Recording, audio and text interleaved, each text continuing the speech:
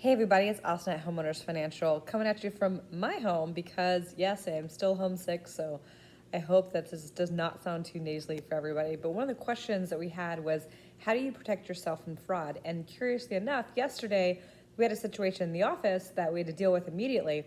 A gentleman came in and said, "Hey, I'm here to check on your internet." And we're like, "We don't have anybody on your being worked on the internet." And he's like, "Oh, I just need to look in the back real quick." And of course, immediately we're like, no, we need to see some identification. We need to see your paperwork. Turns out he was really meant the office next door, so that was easy peasy.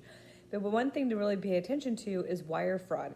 So when you have two different deposits into escrow, typically you have your initial deposit and then your final deposit into escrow when you're purchasing a home. The second one is typically a wire. Now, wire information is really specific to your transaction from your escrow officer. They don't randomly email them to you. They don't text you and say the numbers have changed. And when you get this information, make sure that everything matches as it's supposed to. Is the address on the wire identification form the same as the people you've been dealing with? Is it the same logo and company? You really have to pay attention to these because this is a big one these days. Last but not least, of course, everyone knows about freezing your credit accounts.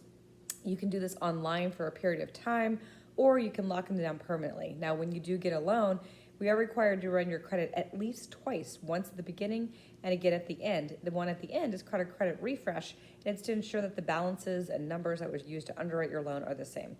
So especially when we're looking about fraud, we really want to avoid that because, fraud's the big F-bomb. It's super bad. Make sure everything in the identification matches to your transaction. Call and ask questions versus just texting or emailing people. Do everything that you would in your standard IT world. There's other pieces of frauds that I'll get to down the line about file fraud, committing fraud. Those are all the things, reasons that we have extra double checks. It's also Homeowners Financial. If I can do to help you or anything else, let me know. Make it a great day.